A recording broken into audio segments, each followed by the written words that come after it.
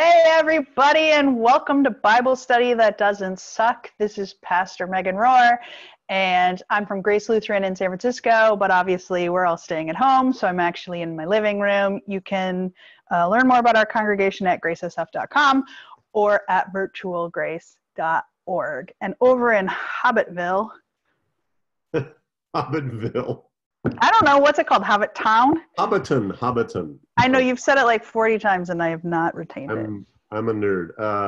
In Hobbiton, actually, I am Pastor Daniel Tisdale. I'm the pastor at St. Mark's Lutheran in Roswell, New Mexico. Not too different from Hobbiton. I was actually in Hobbiton. I took this picture, so just like a month ago. How the world changes when you leave New Zealand. And used to do a lot of these Bible study that doesn't suck, but it's been some time, so I'm happy to be back around. Yay! Welcome back. I don't know if we own the rights to that. And we have our web page and Facebook page are both St. Mark's Roswell, and then .org or whatever. Yeah. So. Yay! And we also have on mute, and hopefully coming off mute, to introduce themselves. Hi, I'm Jordan. I'm a first-year seminarian at PLTS, and I'm doing my field education with Pastor Megan and Grace. Woo, what interesting times. All right, so we are going to talk about Passion Sunday for those who have congregations who celebrate Passion Sunday. Originally in the way the church fathers, that's what we call them because they were all dudes, the way that they kind of laid out the church year originally was that every week you had an Easter. So that meant every Friday you had a Good Friday, every Saturday you had a Holy Saturday, right? And that was when people came to church more often sometimes. But they changed the calendar because they wanted Easter to feel special. So they made it just once a year. People were getting too used to it. So they made it just once a year. They placed Easter and Christmas on other cooler, much more popular holidays that involved moon festivals. And had some traditions kind of already established, as Christians throughout the centuries have often done, where they'd be like, that looks like fun. It's probably about Jesus. And then they just, take that part of history and go on with it, which is a little bit what's happening now during this homeboundness, when we see people doing interesting, innovative ways to get things done. Churches are now being like, oh yeah, Jesus can be on your Zoom as well. So then they changed the church year. The previous Sunday, so last Sunday, Lent 4, as it's called with us Hobbiton people, or nerdy church people. Lent 4 was known as Lazarus Sunday, this idea that now that Jesus has claimed victory over the dead, then Lent 5 was Palm Sunday. And then there was this time in between the Thursday and the Friday, Holy Saturday, and then the Sunday of Easter. That time is called Triduum, the Great 3 Days. And the Great 3 Days, on Thursday typically is a celebration of foot washing, though most people did hands. Now it'll be interesting to see what people do. We're going to blow some bubbles out the window. Good Friday was kind of a solemn occasion. It was a time when we read the story about how Jesus dies, and it's kind of cool in a church setting because there's this clearing of the altar and the pastor departs in silence and you just leave whenever you want to. And so it's like a cliffhanger of a worship service. Holy Saturday was traditionally when you could come and have worship be at midnight so that you could be the first ones to celebrate the resurrection. But pastors wanted to go to bed earlier, and people didn't want to stay up that late, and driving was hard at night, and so they made the services earlier and earlier. Our Holy Saturday service is going to be at 4 o'clock because I have children. That's the optimal time. Yeah. I want to jump in just for a second. I totally agree with where you said where Christmas and Easter have fallen But part of the reason that Easter is where it is it generally falls pretty close to where Passover is for the Jews. And part of the reason for that was the part of the story of Maundy Thursday is also the Last Supper, and which was celebrating the Passover. So there's a semi non-pagan connection there because of the celebration of our Abrahamic roots with the Jews with Passover. Now it doesn't. You know better than I would, but it doesn't always fall exactly like that. I think it's off sometimes by a week or two, but when our Easter follows a similar kind of lunar calendar for when Passover is scheduled, and generally that falls at the same time. So I know this year Holy Week is Passover week, but sometimes it doesn't line up perfectly. So correct. There are different calendars throughout the world. There are Orthodox calendars. Russian Orthodox and Greek Orthodox celebrants celebrate Easter on a completely different week than we do. No true rhyme or reason to it. Part of it is about the calculations of when Passover is, and complicated like moon math that I don't entirely understand.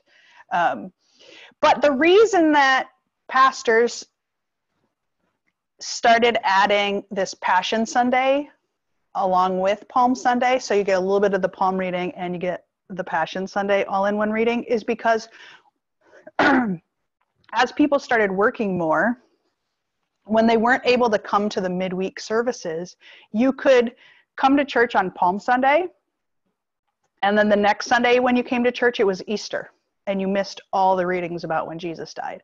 So these Passion Sunday readings get added back into the Sunday readings because not everybody has the ability to get off work during the week and to be able to come to worship services. And it's weird to show up for Easter if Jesus didn't die in the readings.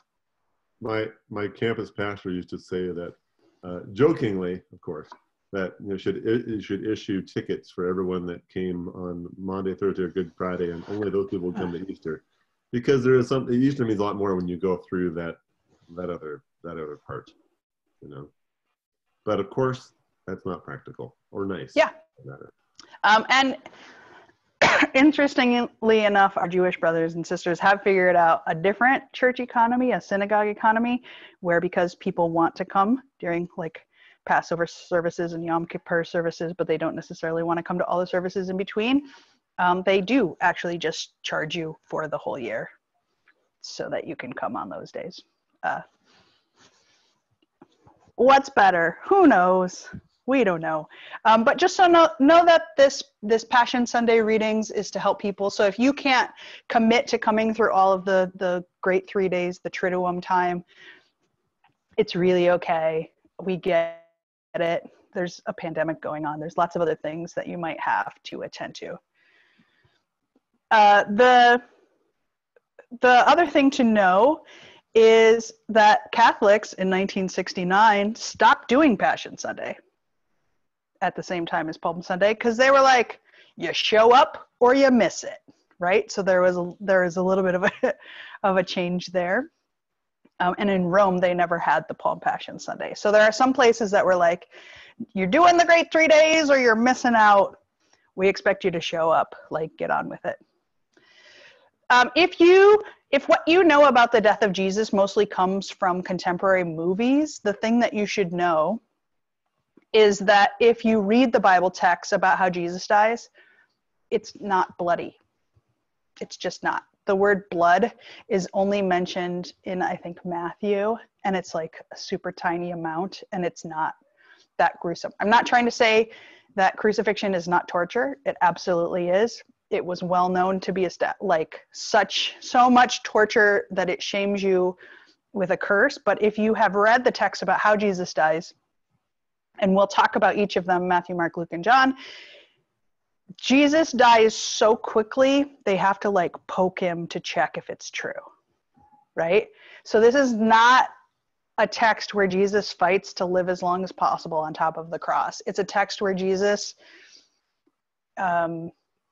possibly is weakened by being beaten up prior to this, but also maybe isn't afraid of death. And in times like right now, learning the story of someone who's not afraid of death could be a really helpful story. So I just want you to know that it's very different than some of the conservative renditions that are about how bloody, bloody, bloody Jesus was during this time.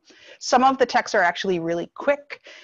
Mark's gospel, because it's only 16 chapters long, is the quickest of all of Jesus's death. There are two different endings at the end of the Gospel of Mark. It's called the first ending and the second ending. Mark's telling of this gospel story, we know, is metaphorical, meaning that Mark is telling the story on purpose in a way to make you feel compelled to action, to make you feel like you have to go and tell everyone about the life, death, and resurrection of Jesus. Because the first ending of Mark's gospel, Mark 16, verse 6, says, the women said nothing to no one, for they were afraid. The end. Nothing happens after that. There are no resurrection encounters. We have to believe the women. We don't get stories about what Jesus was up to after that. People later added another ending because they're like, it can't end there. If the women didn't tell anyone, how do we know the story? Which is a logical question. If you're reading Mark literally, you're reading that part wrong. The whole point is to provoke you to like get out and tell everyone, right? So we know from the beginning of Mark's storytelling that it's about provoking you to do something. It's not about like factually, here's everything that happened. So let's start by looking at Mark. Fun fact for the LGBTQ folk who are going through this story, there are a number of queer bits that happen throughout the story that if you pay attention can be really fun. And if you were at church with people and you saw other people who had like come home to celebrate Easter and you're like, oh, you're the gay one who lives in San Francisco and you're home for Easter. When these parts of the story are read, you could be like, wink, like we know what that part of the story means, even if no one else does. So each of these stories have, at least in Mark's gospel and Matthew's gospel and Luke's gospel, the way Jesus decides where to have the Last Supper is at the house of the dude who carries water, right? Men didn't carry water, women carried water. So that's how Jesus could say, go find the guy carrying water, and they'd know the one guy who would be doing it. So there is some gender strangeness going on. So Jesus doesn't pick the house of the fancy person. Jesus picks the house of the man who's doing women's work. And then there's another part in John, but you'll have to just wait for it until we get there. In Mark's gospel, it's not really a washing of feet, which is good for people who are trying to figure out how to do Maundy, Thursday this year, because if the main ritual was like washing people's feet or hands, Mark's gospel might be one that you want to use for next Thursday's reading, because it's an anointing with perfume. And you could invite people to like make something smelly happen in their house, like spray the perfume they like and they're not allergic to because they're in their home, right? So this is, and this is a religious purpose that this anointing is happening. Number one, it was like way too expensive. It was a year's worth of wages. And she like pours it on Jesus's head, which is a terrible way to have lotion put on you, by the way. Just pours it. Like $300. Can you imagine if someone had $300 worth of perfume and they just poured it on my head? It'd be the worst, right? It wouldn't get all the places. It's not, right? It's not even a good massage. It's just like, I poured it on your head. Yay. So part of the reason that they're naming that this happened is because of the religious time that Jesus is dying in. Do you remember part of the reason the women in some of the stories are going to the tomb is because they were going to anoint Jesus's body.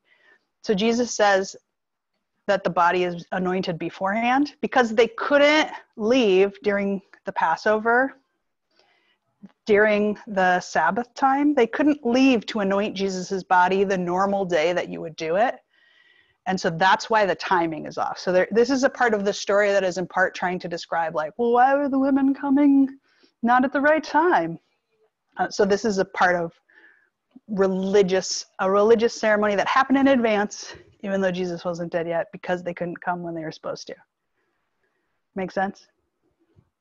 So the other thing to know about the Gospel of Mark is that things happen 3 times in the Gospel of Mark.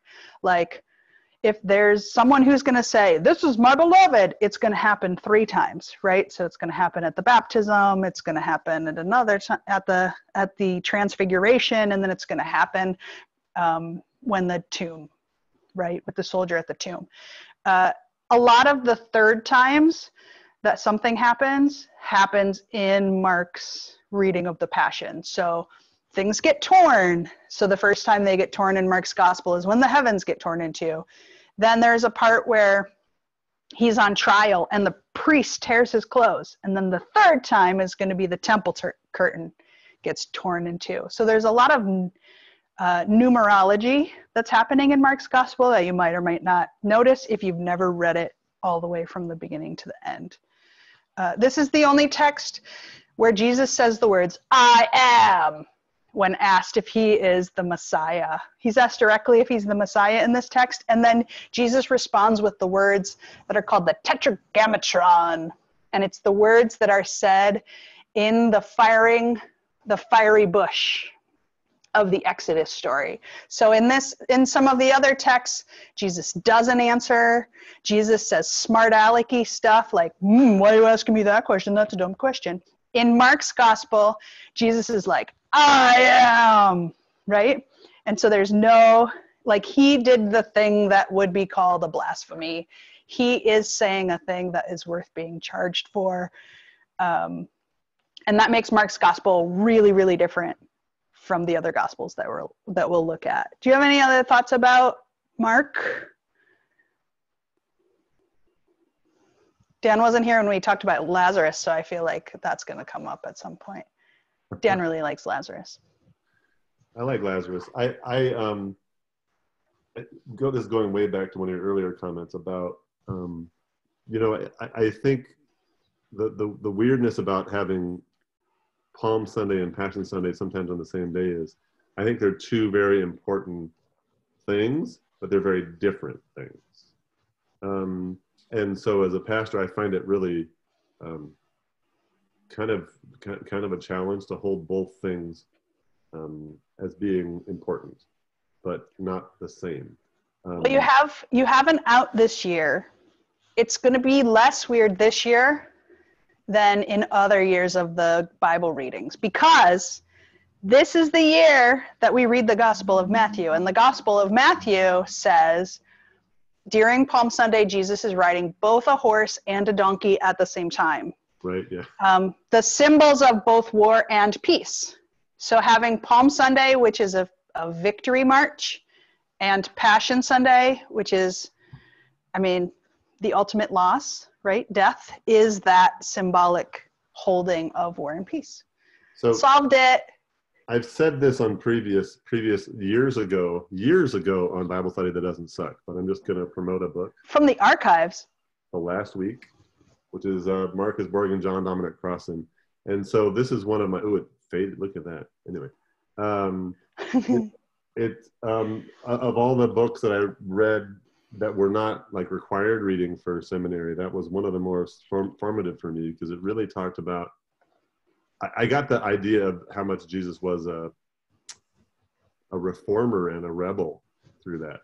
That I thought we think of Palm Sunday as being this peaceful parade and people, but we don't realize that it was happening. You probably talked about this during the Palm Sunday thing, right? Yeah, that it was happening when there was usually happening when the governor Pilate, who was normally in Caesarea by the sea, would come up into Jerusalem at the beginning of Holy Week with a big army, right? So you have, it was not just a peaceful parade, but it was a mocking of this other type of power.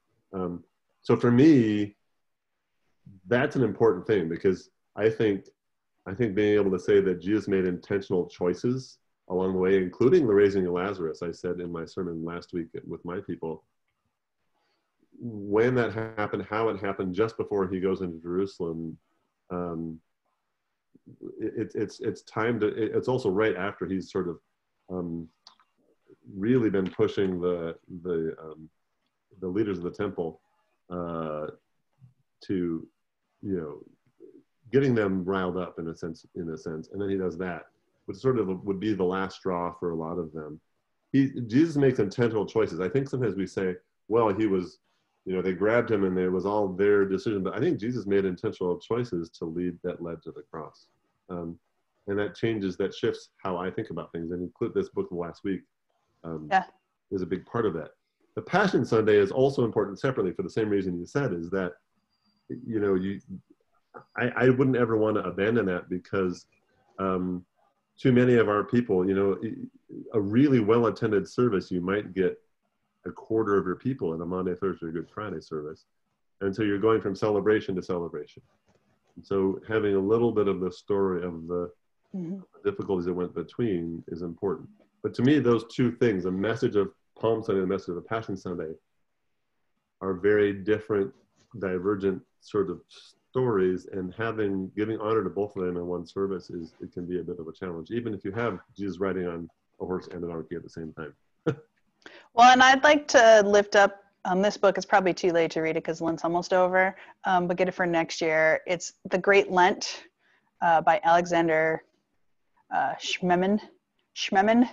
I think he's an Orthodox priest, but he does a really good job laying out kind of the historical feelings behind what each of the weeks of Lent were supposed to symbolize. And he talks a lot in his book about Lent being a time to try to get you to live in the present, to try to see what God is up to now, and to figure out what our work is to do now and how we're going to make the kingdom of God manifest now. But he also talks about this cool idea of like bright sadness, that Lent has a hopefulness to it because it's about helping people prepare for their deaths and to be less afraid of it. But that we do that by softening our hearts and letting the Holy Spirit in. And so I like some of that language. It's a little bit different than maybe some of the other Lenten language you might have heard. Luke's gospel. Luke is the gospel of the poor. Luke's version of the Passion, I believe it starts on chapter 22. Luke's is very interesting because in this version, it's the only version that has Satan as a character, right? So Satan convinces Judas to betray Jesus, and Jesus says that Satan is sifting through the disciples like wheat, and that's kind of the way that Jesus talks about the metaphor of being denied by Simon Peter. I just think it's interesting. It's a parallel again to when Jesus is out in the wilderness and it says that he's tempted in the wilderness, that it just trying to make it really obvious. Like, remember when we said Satan was tempting Jesus? Here we go. This death part is a part of that test, right? Historically, Satan was a historical figure who would check if you were faithful to God even when God wasn't looking. This is back when they believed that God could just like look down. But when God wasn't looking, you could like get away with stuff. And so Satan would come down sort of like Mercury and deliver messages from God, but also would be like, do you really believe? If you want to learn more about that role of Satan, the book of Job has a lot of that in there. So this would be, I think it's just interesting that the Gospel of Luke has Satan as a character. Again, not like the characters that you will see in some of the contemporary movies about it. I haven't watched them, but I do know that in most of those movies, they make Satan a girl. Can't guess why. It's because of feminism. There is Luke also puts the argument about who is the greatest. It happens earlier in the Gospel of Mark. Luke puts it directly into this story to make it really obvious that when he's talking about the right and the left, he means like on the cross. Here, Jesus prays at the Mount of Olives instead of in Gethsemane. However, that's just kind of like a nerdy difference because the Mount of Olives is the top of the hill and Gethsemane is the bottom of the hill. So it's like kind of the same place, but at the Mount of Olives, you can see all of Israel. You can see the temple. in Gethsemane, I know because I've gone there to pray. In Gethsemane, you just kind of see the trees around you, and it's a little bit more hidden. So this Luke's gospel is not a Jesus who's trying to hide, right? It's a Jesus who's surveying the world, kind of seeing what's happening. In this text, there is a big deal made about the fact that Jesus is absolutely not going to drink any more wine. This is part of connecting Jesus to the Essene tradition, right? There were several Jewish sects that were happening at this time. Some of the Jewish leaders were connected to the royalty and the celebrities of the day. Some of the religious leaders were like the Pharisees, really into like rules. How can we live the way God wants us to? The Essenes were like, I'm just going to live in the desert and read the book of Isaiah, dude. Like, I don't need people. I'm just going to like think the thoughts, right? So they were a little more hippie, but they did refrain from drinking wine. And so it's just interesting. Jesus doesn't drink the wine, but gives the wine to everybody at the Last Supper. There's a thing I forgot about when Jesus goes to pray in the Mount of Olives. There's a weird thing that happens in the Gospel of Luke. Jesus sweats tears that are blood. Why? I don't know. But I'm going to guess that in later times, when people have discovered statues that cry tears of blood, it goes back to this text. That's my guess. Any guesses, Dan, about why Jesus sweats blood? You know, in the past, I've worried about sounding heretical on these things. So you don't have to say it. I'm recording. I noticed my Bible. Yeah. I'm blaming the Bible. Okay, great. Or the translation that you happen to have in front of you. Exactly. It says verse 43 and 44. These verses were either added to some ancient manuscripts or omitted from others. One of the most fascinating things in seminary to me, which will really infuriate some people, is that it's been proven that there were parts that were added later on. Yeah. There's something called marginal glosses, which are fascinating to me. So basically a monk is transcribing the Bible, making a copy of the Bible. Yep. And while making the copy of the Bible says, that's really interesting. Let me make a note here in the margin about that verse. Mm-hmm. And then the next person to use that copy says, this must be in the text. So puts it in the text. We have proof that has happened. Mm-hmm. So as soon as you said that, I looked at it, I was like, this looks like it could be a marginal gloss or something like that was added later on, because it's clearly not. One of the biggest advantages of having things like the Dead Sea Scrolls so much later than earlier texts, you can go back and compare them and say, wait a second, why do we have, comparing side by side means we know we have a definitive earlier text that doesn't have some. So you can see where a lot of that was probably done in the early Middle Ages when there was a lot of transcribing. Going back to the thing about the drops of blood, it's interesting on its own, I guess. Not just that it could be a marginal gloss, but just an angel from heaven appears, which doesn't happen in other gospels as they appear right. And to give him strength, and he prays more earnestly. I always think with each of the gospel writers in particular, what is their bias? Why was that included when the other ones were? Mm-hmm. Let's assume, which is a huge assumption, that everything happened exactly as it is. Then why did Luke, who's writing 60 years later, put that in when others didn't? It's an interesting thought. The drops of blood, the sweat becoming like great drops of blood. Is it? I heard someone one time say that it was a precursor to the crown of thorns. To that sort of thing, but I don't know. Yeah, I think the guesses I could come up with, which are not based in science or facts or biblical interpretation, frankly, just stuff I'm making up, is that maybe they wanted an explanation for why Jesus died so quickly. Oh, he had already lost some blood while he was praying so hard that like some blood came out. Maybe they believed. So there's something that happens in John's gospel that doesn't happen in this gospel, where Jesus gets poked in the side and water comes out. I think it's water and blood, right? I just think they wanted to say the word blood a lot. Communion was a new thing and they were trying to describe what it meant. I don't know. It doesn't fully make sense. So that's why I'm pointing it out, that it's different.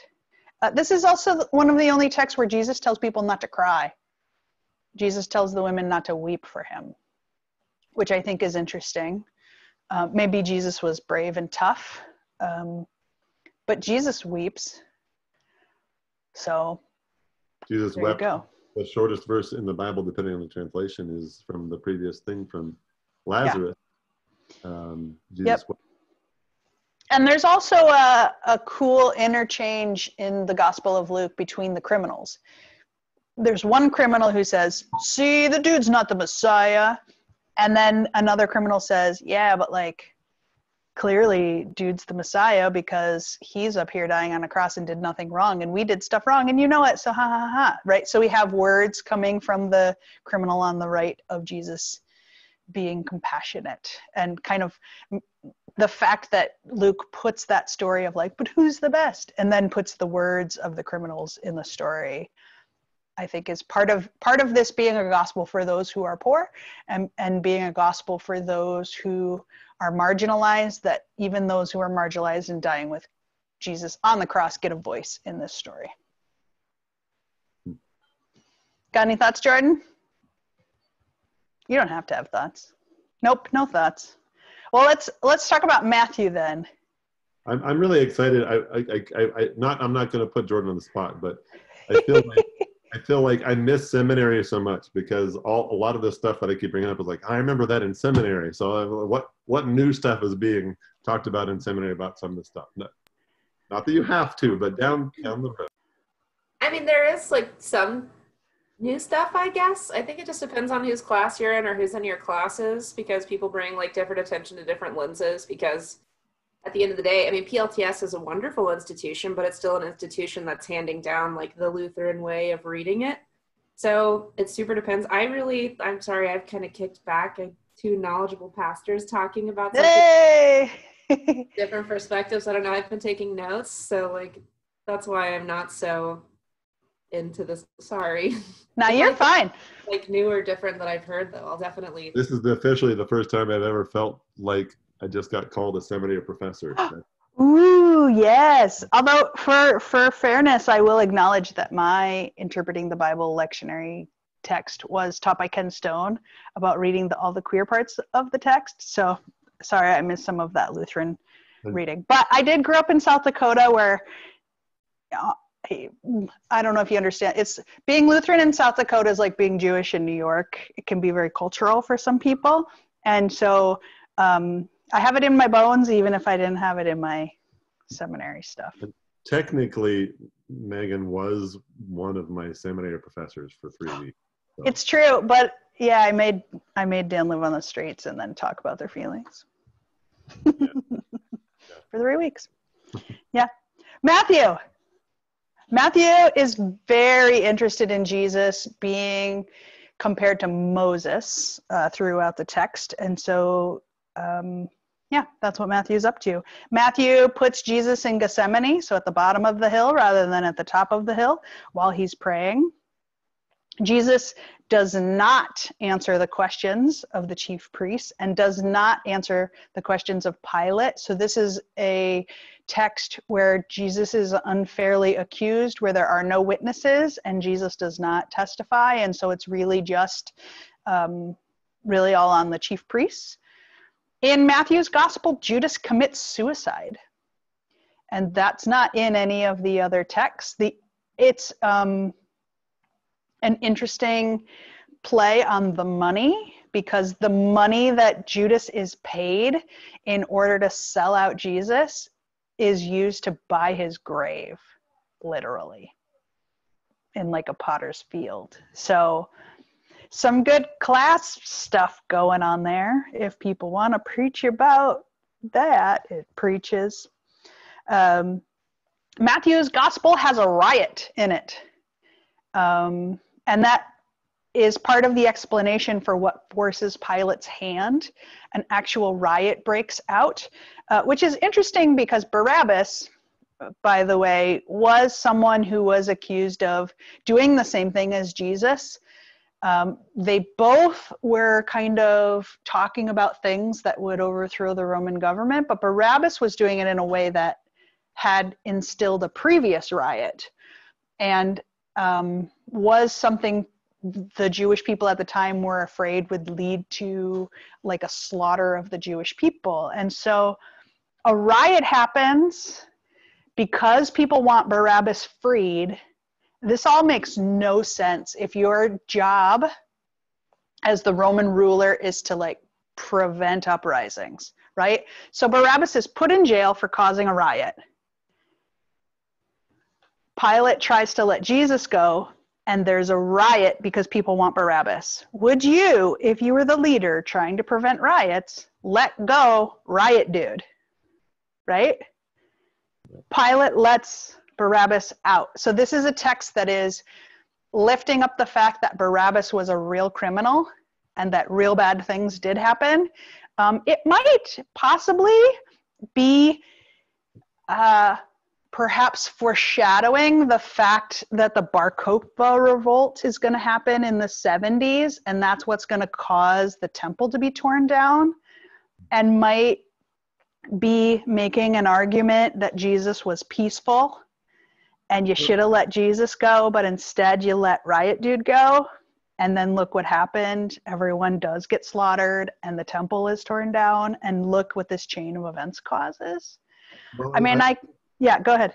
I think when you hear about, especially I think Matthew talks about, well, the temple will be destroyed. The temple being destroyed is a reality for the writer of Matthew. It has been destroyed. Correct. 30 years prior to Luke writing. So depending on the gospel writers, not from Mark probably, but for sure for the other gospel writers. Yeah, Mark, it's as if Mark is writing while it's being torn down. Right. So, but you mentioned about Barabbas. We don't know a whole lot about Barabbas, but we think he was doing. What I like to think about is he was probably. I think one of the texts mentions he was a murderer. That like he was trying to rise up the people against the government. I really think it's interesting that I feel like the disciples, especially Judas, but not just Judas. I don't want to put everything on Judas. That the disciples really thought that Jesus was that kind of a leader. Mm-hmm. The disciples thought that. Now, granted, I'm reading between the lines a bit, but I think you can make a good case for this. That they were expecting Jesus to unite the people and rise up against the Roman. They all were carrying swords, which we know from each of the Gospels saying that a slave's ear gets cut off. Right. So they're expecting that. So then when Jesus, going back to what I said earlier about this intentionality about making choices to go to the cross, when we come to this point in most of the Gospels where they all ran away and abandoned him, it's not as stunning as you might think, because they were thinking the path was going this way and the path ended up this way. Mm-hmm. He's modeling a different kind of leadership, a different kind of sacrifice. So I have never heard until just now, you mentioning it, this sort of comparison where the people were looking to Barabbas as a leader to help them rise up against the government. And in that sense, there were some that were looking to Jesus in the same way, or expecting that, yeah, he's healing these people, he's teaching this wonderful stuff, but in the end, he's going to rise up, he's going to unite the people and rise up against the government in the same way. And then the Palm Sunday choice, in several of the Gospels, it says that it was the disciples that the Pharisees were mad at for treating Jesus like a king when he enters that day, that the disciples were the ones saying, here, look, the coming of the Lord, right? And so you could say that the disciples are the ones who are instigating that. Who knows if they were told to or not? That's not in the text. Right. I know you already said you hate the movies. And No, I said I haven't seen them intentionally because then I don't have to talk about them. I haven't done it yet at this church, but I used to show all of them, one every week. Mm-hmm. And not partly because that they're all artistic interpretations, and they all have their own positives and negatives. I used to really talk about how much they were true to the text versus how much they were true to the context. Right. Which is interesting. Like Jesus Christ Superstar, for instance, is not true to the text at all, but it's very true to the context. Where Last Temptation of Christ is actually pretty true to the text, but then it diverges. It's interesting to see where different things go. But Life of Brian is very, very historically critical. It's very true to the actual reality of what was going on, which is kind of cool. I don't know if Life of Brian is in your. I love Life of Brian. I love Life of Brian. Jesus of Montreal is another one, which is really good. We did watch The Passion. I have my own set of issues with The Passion of the Christ. I'm not going to, anyway, I'm not diverging on that so much, but I did want to say the reason I brought that up is I'm a big fan of Jesus Christ Superstar, and there's a whole part of the theme of Jesus Christ Superstar, and Superstar is very, like I said, the context is pretty appropriate. There's a definite line where through the whole thing where the disciples are expecting an uprising, right? Mm-hmm. There's one of the songs, one of the parts of it. It's Simon Zealots is basically saying, "Hey, you're going to rise up. You're going to get us to rise up." Judas says, "Hey, you're going to get us to organize and to rise up against the people." And in that, it's made more apparent that part of the reason for the betrayal of Jesus is because Judas was expecting this revolt, and Judas is the first to realize that, okay, there's not going to be a revolt to happen, and so Judas is the one that says, well, I need to find someone else because we got to rise up against the Jewish people. I don't think that that's inaccurate if you read between the different gospels. Right.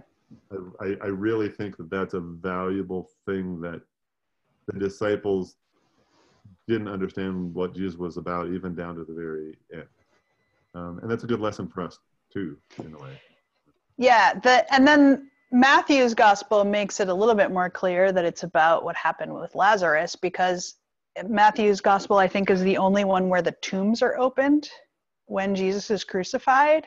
They put like all these great earthquakes all in a row at the end of the gospels. Like there's a solar eclipse, and there's an earthquake, and all the graves are opened up, right? And so it's like, surely this is a thing. Because all of those things normally would scare us, but really it's just a sign that like God happened. Shall we go on to John's gospel, which again is a metaphor story? John's gospel is kind of cool in that I've always lamented that some of the coolest moments in the Bible, it's like, and then everyone's heart was opened and everyone believed in God in 13 languages at the Pentecost, but no one wrote down what they said, right? So there are all these times in scripture where like this cool thing happened and they're like, we heard the Spirit, it was true, but no one writes it down. John's gospel writes down the prayer that Jesus prays. So in the other gospels, it just says, Jesus wanted to pray, take this away from me, but there's a really long prayer in the Gospel of John. Here it says the Last Supper takes place in the Kidron Valley, right? So there's not like a Gethsemane, Mount of Olives deal going on. Jesus is kind of mocking the priests during the trial. Jesus is asking them different questions like, don't you think you should do your trial this way? Which would not be how I'd go towards death. So this is a Jesus who's like a bit more provocative, a bit more making death happen.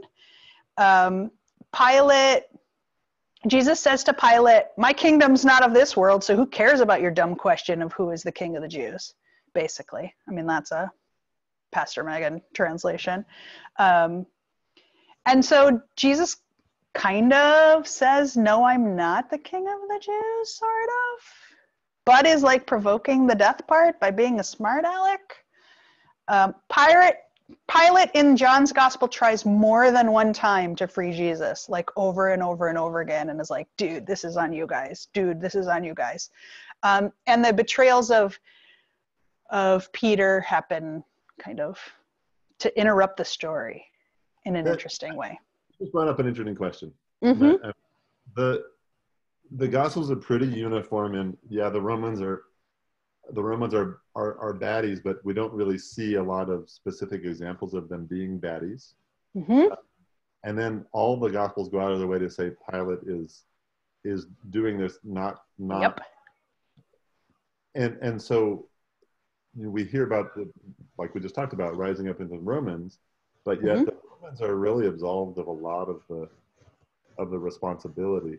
And some could say, well, this is because they wanted to make the Jews look bad. I don't know if that's it. I don't think it's I don't think that's it. Anti-Semitism kind of a thing. It gets made that later, and that is wrong. Anti-Semitism is wrong. We have to always say that. Right.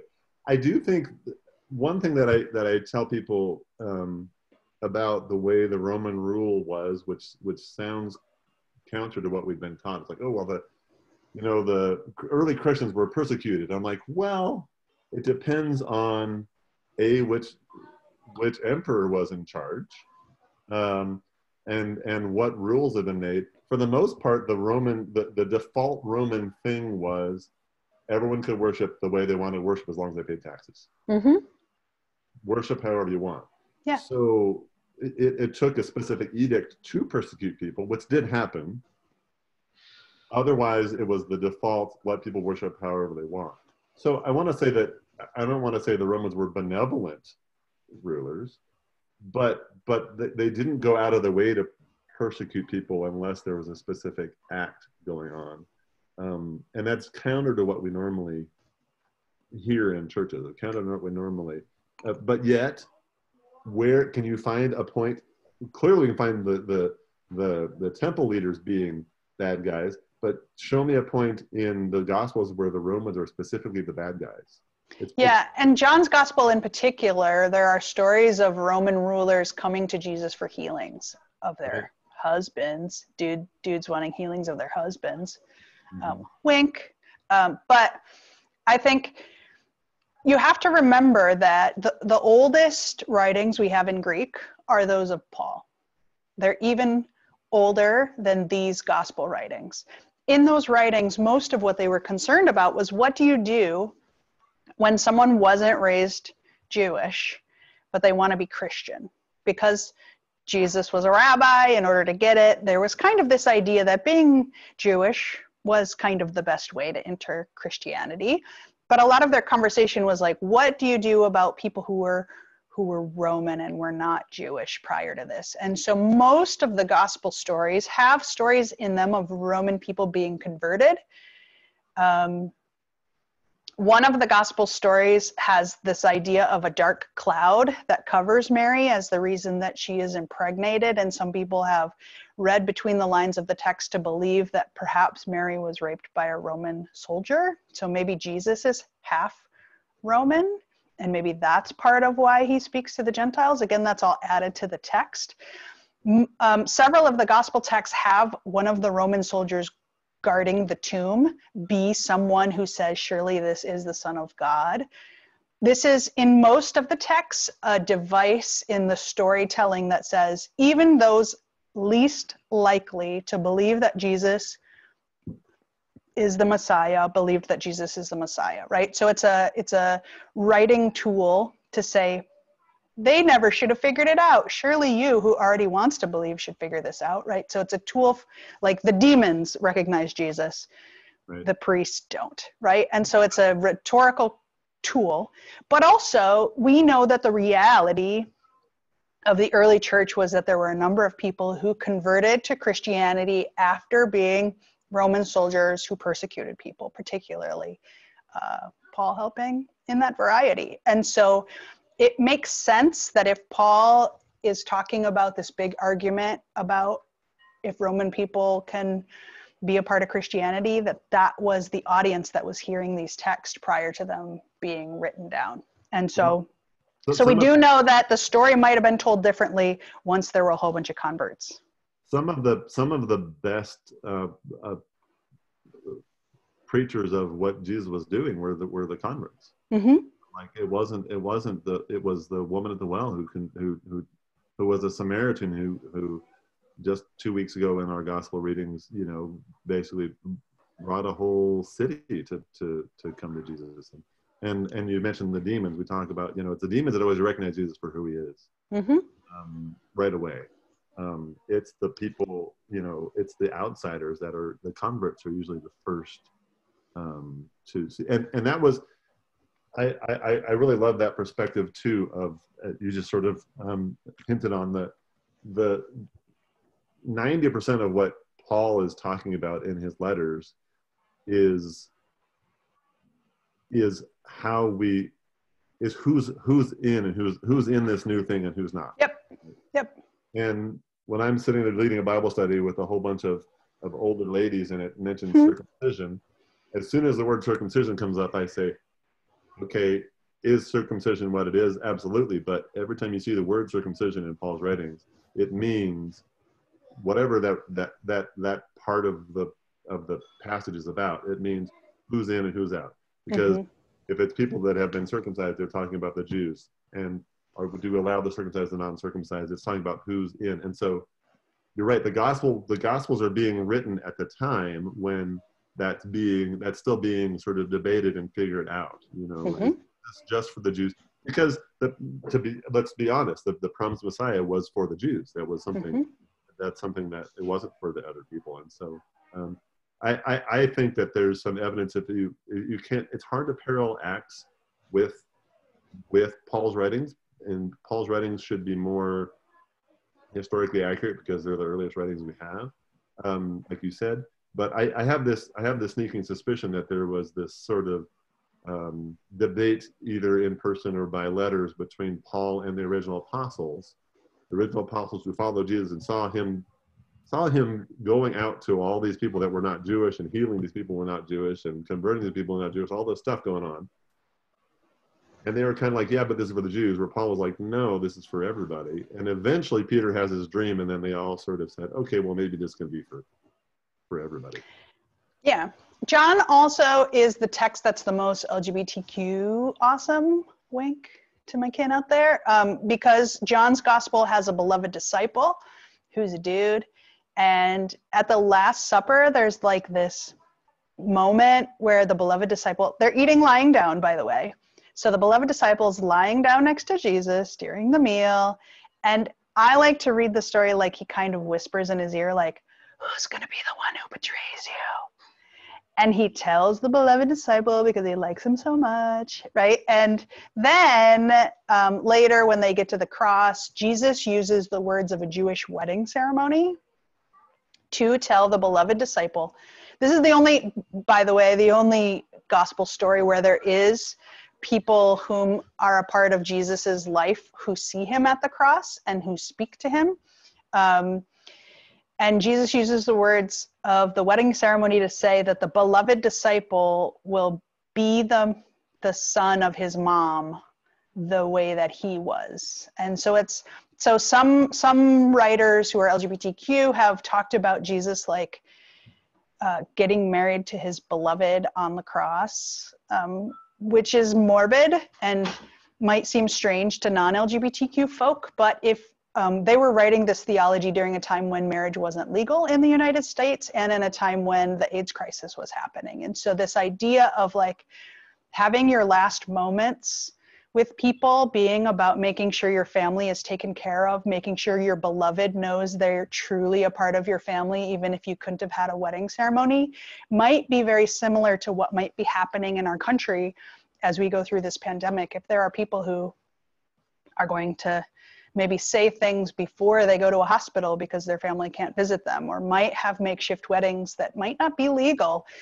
because they're not sure what's going to happen if they go into a hospital. So this is similar to how we as humans have encountered death. And it's just an interesting thing to note for LGBTQ folk, if the parts of Jesus's life and death, the Last Supper and the crucifixion, the most important points of Jesus's life, he's doing it with this beloved dude that he really likes. That's just kind of cool for LGBT people to imagine their family as a part of that story. If that doesn't work for you, you got 3 other gospels you can read: Matthew, Mark, and Luke. It's also about caring for his mother, which kind of neat. Something that has only kind of come up with me recently thinking about is there's so many examples of widows. They talk about widows and orphans, and we're pretty sure that Mary's been widowed the entire time that Jesus is doing his ministry, sometime well before Joseph has died. And the Jewish laws about what widows could own and what they could do, they had to remarry their husband's brother, or they had to join their eldest son's household. Otherwise, they had no rights to anything. So who's her eldest son? It's Jesus. So Jesus is technically responsible for her welfare, because he's the eldest son. So when he dies on the cross, if he dies on the cross and doesn't do anything that's culturally appropriate to pass on, that she becomes without home, without household, without any kind of inheritance, without food to eat. Like, she becomes homeless that moment, that she doesn't have that connection. So I love that he, on the cross, passes that in kind of a legal way. And I do like to think that Jesus's brothers would have been cooler than that. Like, James was much more popular after Jesus's death than Jesus was during that time. And so I like to think James would have stepped it up, but I like that it was legally binding and done, because it doesn't sound like James was there that we know of. Right. James was there later on for the early Christian communities, but not, you don't see his siblings around too much. Yeah. John is also the only gospel where Jesus drinks the wine. So in the argument, is Jesus an Essene? In John's gospel, the answer is no. Jesus drinks the wine that's on the sponge, and then declares it is finished and dies. Right? So there you go. Now you know where John's take is on what kind of rabbi Jesus is. And then this is the only text. They want to go and break Jesus's legs. Some people think that this sentence was put in because it was a common practice sometimes to break people's legs so that they would die faster. You have to hold your own body up so that you don't suffocate to death. And the way you would do that is by pushing on your legs. People's legs were broken. I think this text goes out of its way to say Jesus's legs weren't broken so that in the resurrection, Jesus doesn't need crutches. Did they have crutches then? I don't know. Probably. They were smart, right? So I think that's why that part of the story. But Jesus is also poked in the side with a spear, and that's when the liquids come out. This is the reason that later Thomas is able to poke the hole in the side. And so this is clarifying that there is a hole there. And it's also similarly placed, likely, to Adam's scar, or a trans man's scar. So that's John's passion story for you. Overall, as I read the texts, because I read them all this morning in a row, I do notice how quickly they all happen. I do notice kind of the subtle ways that they're all different, but they are in most ways the same, with the same stories and words and trajectories happening. And on Good Friday, I'm going to post some videos during different times of the day. I'm going to actually just read all 4 different Gospels for folk. So if you want to check out my Facebook page, Reverend Dr. Megan Rohrer, you can find those on there, in addition to our regular noontime service. Because it was interesting for me to get to read them all. And I think it's interesting for others, particularly if you are away from books and Bibles and things like that right now. It can be really hard in the times of crisis to read, actually, because in emergencies, we have a hard time focusing for long periods of time, and we get kind of a tunnel vision. And so my hope is that me being able to read the Bible out loud to some people, for those who are living in high levels of stress and anxiety during this crisis, that will be a cool way for you to hear it. Nothing better than when James Earl Jones reads it too. So that's another way you can you can listen to the Bible being read as well. Do you have any like finishing thoughts, Dan? From Hobbit Town, is that what it's called? Hobbiton? Hobbiton. I'm gonna tell you to watch the movies like I told my mom to watch the movies. No, I just think I think the sacrifice is important. I like you said very early in the thing it's not about the blood, but it is about the sacrifice. And I think I'm someone, this is going to sound maybe a little strange. I'm someone that, in Lutheran churches, you don't often have a crucifix with the body actually on the cross. We have a cross that's empty. You should come to our church. And I think those are two different theologies, basically, in a way. Correct. And so most Lutherans won't wear a crucifix. Most Catholics will wear a crucifix. And why is the body not normally on the cross? Will you say the reason? Well, unless I'm theologically incorrect, and I'd hate to do that with somebody watching. Yeah. Because Jesus is not on the cross anymore. We are a people of the risen Christ. And so, while I think that is, the cross is a weird thing for me personally, and maybe for a lot of people, because in a way we kind of worship the cross, we worship the crucifix in a way. So I don't think I think that would have been weird to Jesus. Mm-hmm. But rather than a symbol of torture, which is what it was, is if it's a symbol of the sacrifice that Jesus made, which I think he intentionally made, I think Jesus could have made a lot of choices that would have led him away from the cross. But as a symbol of the choices Jesus made to sacrifice himself to show a different sort of leadership, a different sort of way to be present for people, then great. But the problem with those movies is they tend to use the cross as a different sort of symbol, right? So the way I think of it usually is to just think like the cross wouldn't have been if I was God, I wouldn't have chosen the cross. I would have chose something like peace, love, and pretty butterflies or something.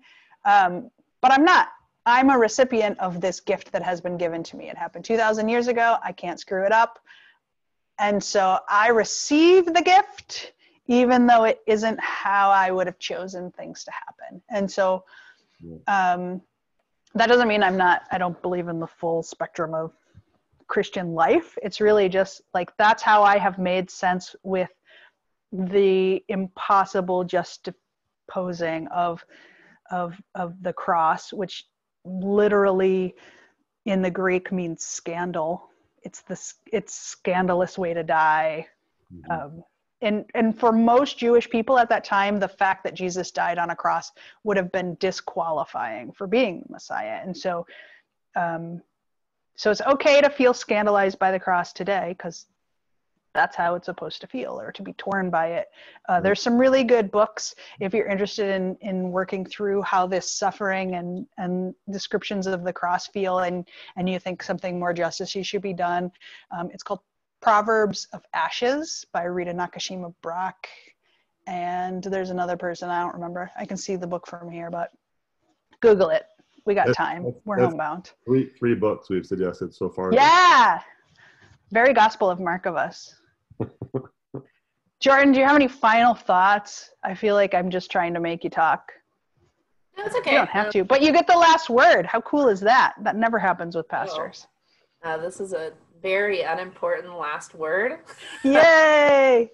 I'm drawn to the character of Judas, and what he did, and like the fact that, one gospel has him go off and commit suicide, and then I mean, he's just this dude who gets a really awful rap, but all this stuff needed to happen in order for Jesus to end up where Jesus was supposed to end up.